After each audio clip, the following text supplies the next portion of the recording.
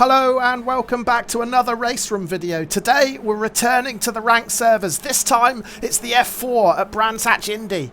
Now in recent videos we've seen my qualifying pace improve considerably, but each time I've been let down by a lack of consistency in the race. It's something I know I need to work on, and I'm hoping it's going to start today because once again we've qualified really well. We've put it on the second row. We're fourth on the grid with a qualifying time of 47.3. Now I don't want to get too carried away with this qualifying time because this is Brands Hatch Indy and the lap times are rapid. I'm 3/10 behind the driver in third, but then look how close it is from me in fourth all the way down to 20th. There's 0.8 of a second between us. So we're going to have to be prepared for some incredibly close racing, and with 27 cars lining up on the grid, it's going to be really crowded. But there we are on row 2. Let's get over to the grid and see how we get on.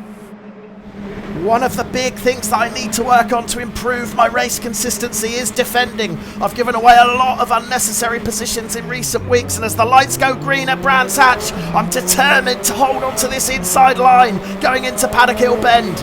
We've actually got away really well, and we've got past the driver in third, Adam Zook, so we're up to third position as we exit Paddock Hill Bend. So I'm going to move over to the inside line on the approach to Druids. Again, just trying to shut off any gap. I don't want to give the guys behind any invitations to try and dive past. We've got through there okay. Next up, it's Graham Hill Bend, always tricky, particularly on cold tyres, but we're through there safely. We're still in third, so we've got Dan Salisbury leading, Alexander Tack in second, and me in third. Now we're leaving the GP circuit, and this is another test of the cold tyres. You can see me just losing a bit of grip as I work my way into clearways, but not as bad as the cars behind. There's a big accident in my rearview mirror, and that has opened up a big gap. And as we cross the line to finish lap 1, we've already got a 1 second cushion back to the driver in fourth. So things are looking really good as we start lap 2 through Paddock Hill Bend. But now, of course, the big question is, have we got the speed and indeed the consistency to keep up with these top two?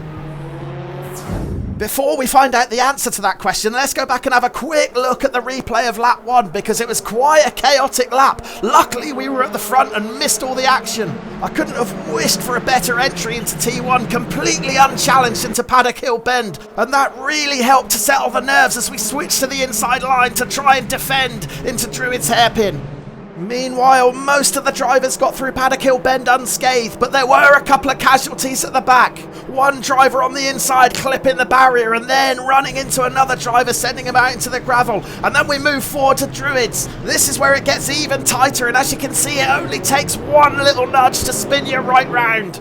Fortunately, I had a lot more space in third, but keep your eye on the red car in fourth, Adam Zooks. He's going to get it all wrong on the cold tyres, giving it a bit too much gas too soon, loses the rear, and he's soon joined by his teammate, Bacon Beer. Unfortunately, Beer's going to try and rejoin a bit too hastily, and several other cars get involved. It's carnage at the end of lap 1 at Brands Hatch Indy. There are cars spinning off everywhere. Let's ride on board now with Beer in 6, and you can see Zooks ahead. He's just about to lose it here. There goes the rear, then Beers joins him. They collide, but Beer's going to try and rejoin.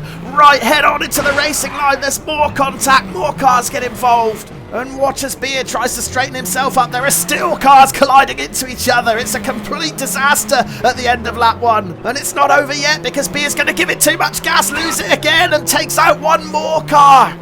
When we return to the live action shortly, you'll see that there are several drivers who are in the pits, and this explains why so many drivers picking up damage at the end of lap 1 here. Complete and utter mayhem. We're rejoining the live action on lap 3, and as you can see from the relative board, we're still only 1.5 seconds behind Alexander Tack, so we're not losing that much ground on second place. But we are extending the gap to the car in fourth. It's now up to 3.2 seconds, so that's really encouraging. We've got lots of breathing room behind us to concentrate on chasing Tack. Meanwhile, at the front, the leader, Dan Salisbury, it looks like he's got enough pace to clear off. He's more than 3 seconds clear now. But the challenge for me is consistency. We need these consistent lap times to try and start chipping away at Alexander Tack ahead. At the moment, it's still 1.5 seconds. We're both pretty even on pace by the looks of things. Tack certainly looking really smooth at the moment. He hasn't put a foot wrong on these opening few laps. So I'm starting to think that it might be just too big an ask to reel in this gap It's looking like we might need a mistake from Tack, so all we can do is try and stick as close as possible and hope that mistake comes, but unfortunately the mistake comes from me. I just brake a little bit too late into Druid's hairpin. We run out wide and all of a sudden that gap has grown to 2 seconds. And it was at this point in the race that I decided that perhaps third place was the safest option to go for. The harder I pushed to try and close that gap on Tack, the more likely I was to make a bigger mistake that would prove more costly than the one I made into Druid's hairpin just then. However, occupying a top 3 position and such a stacked grid is uncharted territory for me, and that brings new problems with it. Take a look at the pit lane exit there. Yes, lap drivers. I've never really had to deal with lap drivers before, but with 10 minutes of this race left and on a short track like Brands Hatch Indy, it's going to be a real test. And as you can see ahead, Johan Junt has just come out of the pits. Tack has been able to get around the outside going into Druid's hairpin, but now I've got to do the same. The longer I stay stuck behind Junt, the more opportunity Tack is going to have to open up that advantage, which currently stands at 2 seconds. And because this race is on one of the rookie servers in RaceRoom, we've got drivers of all abilities, and you do have to consider that some of the rookies may not be too familiar with the blue flag rules, so we're going to have to be cautious, but not too cautious, because if we're too cautious, Tack's going to get away. And as we charge down the start and finish straight to start a new lap, that gap to Tack hasn't really grown. It's still 1.8 seconds, and we're going to get a huge favour here because Junt's going to run wide into Paddock Hill Bend and end up in the gravel. So we've got around our first back marker with no time lost. Yeah, it's a really easy mistake to make this one into Paddock Hill Bend. Just carry a bit too much speed in, the momentum sucks you out onto the gravel, and it's really difficult to get out of it then. Back to the live action, and there's another back marker to deal with. Tack has just caught up with Ishmael Raposo, the driver in 21st. Now, of course, I've been stressing about the possibility of getting around lap drivers, but it could also work to my advantage. If Tack struggles to get around one of these back markers, it will give me the chance to close the gap and get right on his tail, but unfortunately it doesn't look like it's the case with Raposo. Tack's gone around the outside of Paddock Hill Bend. Raposo's staying wide, so I'm going to move over to the inside and try and make a safe pass. The yellow flags are out. We can see a red car beached in the gravel there, but thankfully Raposo has left me the space I needed. So we've navigated another back marker safely, and we've not lost too much time on Tack. Look, the gap's still 2 seconds. Well, there's going to be no time to rest because things are getting even busier now. There's another 2 back markers that we're closing in fast on. Tack's got around one of them, so he's sandwiched in the middle now, but it looks like he might be able to make a move up the inside through clearways along onto the start and finish straight. If Tack can just get alongside him on that straight, I'm sure the driver of the car in yellow will just hang it out wide and give Tack that inside line into Paddock Hill Bend, and yes, that's exactly what happened. So Tack has got past both of them now, so now there's 2 cars, 2 back markers in between Tack and I. I was just a bit hesitant coming into Druids there. I wasn't sure what Alberto Palos was going to do, but he left me a space on the inside. We got past him okay, but now we've got a different problem. Look at the car ahead. It's jittering all over the place. Horvath's clearly got some ping issues, and now he's disappeared completely. He's back, but this is going to make overtaking really difficult. This could be really dangerous. I'm just going to go for it and make a move up the inside. It's a risk, but we've done it, and we can get out through clearways in front of Horvath. But yeah, that got my pulse racing, that overtake did, and as you can see, it's cost us a bit of time too. We're now 2.5 seconds behind Tack. Yeah, so far these lap drivers are posing a lot of different challenges. The first one here, Palos, that was fine. He gave me all the space I needed. That was a really easy pass, and I'm grateful for that. But then look at the car in front. Ping issues are causing it to blink, flicker, and jump about, and that's going to make a pass really difficult. There's a big jump there. And in hindsight, this pass up the inside might have been a little on the risky side given the car's unstable connection, but we got lucky there. Thankfully, there were no netcode issues and we got around safely. And still, the lap drivers keep on coming. We're going to run into some more traffic as we approach Paddock Hill Bend to start the next lap.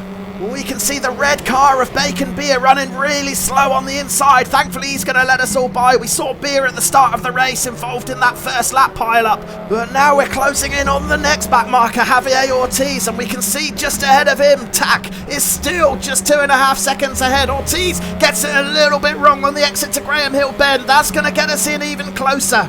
I'm not quite close enough to make a move, so we won't see a repeat of the pass I made on the previous lap here. Instead, we're just going to take it easy, try and get an early apex to get a fast exit on the gas. Hopefully we can pull alongside Ortiz on the charge down the start and finish straight, although it doesn't look like we're going to, and he's having some ping issues as well. This could cause us some problems. I don't want to take the same risk that I did with Horvath, so instead I'm just going to sit back a little bit in Paddock Hill Bend, and now hopefully we can move to the inside and make a cleaner, safer pass on the inside of Druid's hairpin. Yes, that's exactly what we've done. So we've got around safely, but that extra cautiousness has cost us some time. It's now 3.2 seconds to tack. Here's a quick replay of the pass, and this is definitely where I feel safest making these passes. Up to now, I've been really lucky with the backmarkers that I've encountered. We've got past all of them without any dramas. Most have given me the space I needed. Some have crashed out, and we can just see another one exiting Paddock Hill Bend there. But sadly, things aren't going to stay this easy, and for the final 3.5 minutes of this race, things are going to get far more dangerous. We're really going to have to have our wits about us if we want to get home in one piece and claim this podium finish. Now, I've pretty much given up hope of challenging for second position. Tack's 4.5 seconds down the road now, but you can see the yellow flags come out, and this is going to be a wake-up call. It's a blind apex at the top of the hill, and there's a rejoin that we're going to have to take a void in action. Swerving, and that's how close we could have been to having our race ended. Yeah, here's the replay of those two big moments on that previous lap. The first was no problem for me. That's just a back marker getting it wrong in Paddock Hill, but things got far more dangerous. This was the car that spanned, and as you can see, he's running without a rear wing, so he's obviously been in the wars already, and of course he's going to have way less downforce. Going to be harder to control the car. He loses it. He's actually joined by someone else, but then he rejoins, gets on the gas too early and loses it again. And that's Tack going by. Tack was so close to being collected there, and there's me coming in just as the driver was trying to rejoin. We got really lucky there. This is the onboard from my view, and you can see how quickly I had to react. Fortunately, the sim racing gods were smiling on us. That could have been so much worse. We've now got 2 laps to go, and we're sitting in a solid and comfortable third place, and just when you think we've had every backmarker challenge going, we get another one in front of us. Now we're faced with 2 drivers involved in their own battle. Neither of these 2 guys are going to be too keen on slowing down to let me pass, because they're both duking it out for 14th and 15th place. Thankfully, I've got a 5-second cushion now back to the driver in 4th, Cyril, so I can afford just to take things a little bit easy. I don't want to get involved in this battle ahead. However, I also don't want to ease off too much, because I've got 2 lap drivers behind me, and the last thing I want to do is give them an opportunity to close in and try and unlap themselves, because that could end in disaster too. So instead, we're going to push and we're going to close in on these guys in front, and as you can see, there's another lap driver now. All 3 of them are going to go into Paddock Hill Bend really close, so we're just going to ease off the gas a little bit earlier, just take it a bit more cautiously, and I'm glad I did, because one of them's lost it, and we get so close to being collected again on the last lap of the race. Oh, my heart was in my mouth then, and then it almost was again as we nearly ran into the rear of Lazarov.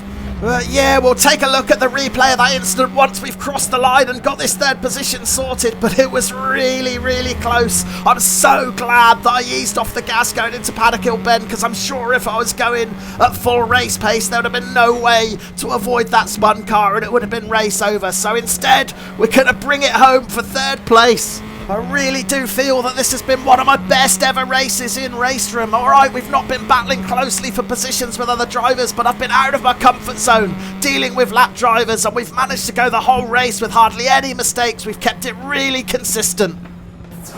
Okay, let's check out the replay of this last lap drama, and it was Gutierrez who span out of Paddock Hill, and that's how close I came to joining him.